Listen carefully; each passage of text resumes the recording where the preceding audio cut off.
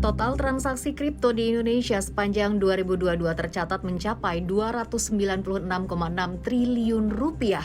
Namun ternyata nilai pajaknya hanya menyentuh 246,45 miliar rupiah. PLT Kepala Badan Pengawas Perdagangan Berjangka Komoditi atau Bapepti Didit Nurdiatmoko mengungkap perbedaan yang jauh itu karena ketetapan pajak kripto baru dipungut pada Mei 2022.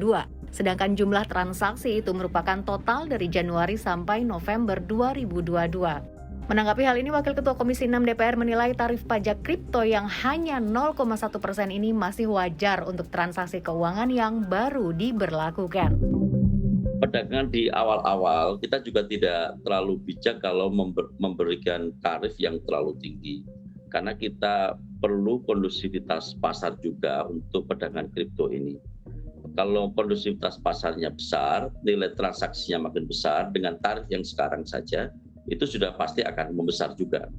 Kecuali kalau nanti dinilai, oh ini memang sudah layaknya dinaikkan tarifnya, kita akan usulkan dan akan pertimbangkan untuk pengajuannya. Sementara itu, menurut Asosiasi Pedagang Aset Kripto Indonesia (Aspakrindo), pajak kripto ini tidak tergolong kecil. Hanya saja masih belum optimal, terlebih jika dibandingkan dengan pajak fintech pada periode Juni hingga Desember 2022 yang hanya mencapai 210 miliar rupiah, sedangkan pajak kripto mencapai 246,45 miliar rupiah.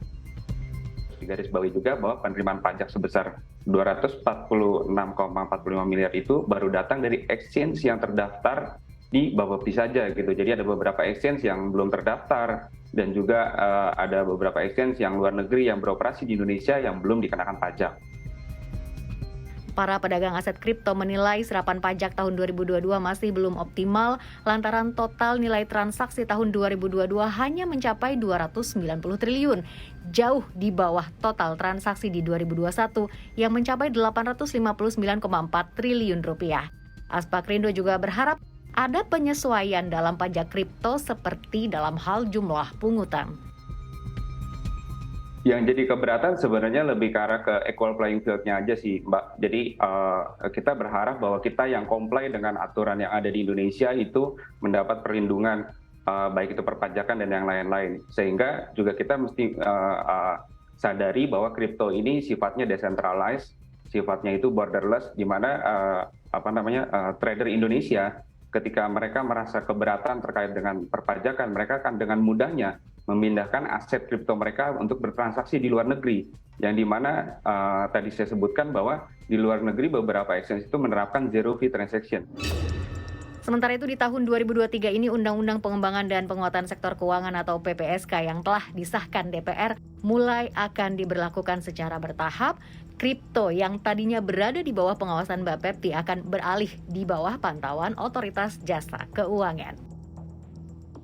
Sejak awal kami melakukan rapat dengan pendapat dengan Bapepti, kami menilai Bapepti itu tidak memiliki kapasitas yang cukup untuk melakukan pengawasan di perdagangan kripto yang ciri khasnya itu sangat dinamis.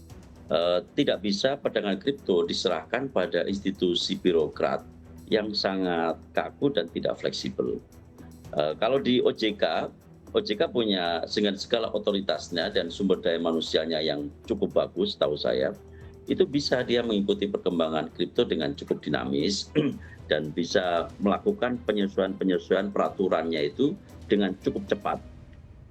Perlu digarisbawahi sebenarnya antara regulasi dengan pemain lapangan itu regulasi selalu tertinggal. Apalagi regulasi itu dikeluarkan oleh birokrat yang cenderung memang tidak dinamis, tidak cepat dalam merespon perubahan-perubahan di luar. Di sisi lain, Aspakrindo mengaku akan mengawal transisi bersama Bapepti sebelum sepenuhnya beralih ke OJK. Kalau dari ekosistem sendiri, kami dari asosiasi masih menunggu ekosistem industri kripto itu yang sudah ditetapkan dengan peraturan Bapepti, seperti adanya kehadiran bursa kripto, clearing, dan juga kastedian. Kurang lebih seperti itu, Mbak. Dan juga industri kripto rasanya akan semakin kuat dengan ditandainya peningkatan jumlah investor yang cukup meningkat, Mbak. Jadi sebelumnya saat ini itu pengguna aset kripto itu ada 16,55 juta pelanggan sampai pada akhir 2022. Itu meningkat 5,35 juta pengguna dibanding tahun sebelumnya yang hanya 11,2 juta pelanggan. Selain memiliki payung hukum baru, para pedagang meyakini prospek kripto di tahun ini akan cukup masif. Dari catatan Bapepti saja, setidaknya ada 383 koin atau project di Indonesia dan berpotensi akan bertambah, yang menandakan aset kripto sudah mulai diterima. Perkembangan investor kripto dinilai akan meningkat seiring dengan peningkatan investor di pasar saham. Para pedagang kripto pun diimbau mampu mengedukasi investor dengan beragam risiko dalam transaksi kripto. Perlindungannya sebenarnya kita bisa juga lihat dari segi developernya gitu. Kita ambil contoh koin atau token, kita mesti ngelihat tim di belakangnya siapa, terus proses ketika dia masuk ke market itu seperti apa, terus roadmap-nya ke depannya seperti apa, apakah mereka juga secara berkala untuk bisa menepati janji mereka yang mereka sudah tuliskan di white paper gitu. Dan juga utility dari sebuah token atau koin tersebut juga apakah dapat diterima dengan market atau tidak. Karena kita melihat dari sebuah token atau koin, ketika kita membuat sebuah koin atau token tadi, kita buat se-ekstrim mungkin atau sehebat mungkin, tapi faktanya market tidak menggunakan. Nah, disitulah terjadi dispute, sehingga kemungkinan akan ada penurunan dan ya tadi balik lagi ke timnya gitu. Ketika timnya tidak bisa bertahan, maka koin itu akan hancur. Tantangannya adalah bagaimana asosiasi pedagang kripto atau asosiasi di perkriptoan ini bisa menjamin orang untuk bisa nyaman melakukan investasi di perdagangan kripto. Kalau makin banyak orang yang trauma karena jatuhnya harga, ya orang akan enggan untuk masuk ke perdagangan kripto. Tetapi kalau kemudian edukasinya, sosialisasinya, regulasinya bisa makin membuat orang yakin bahwa berdagang di kripto ini akan menguntungkan dengan segala risikonya, dengan perhitungan risikonya, tentu ke depan ekosistem kripto ini akan makin bagus.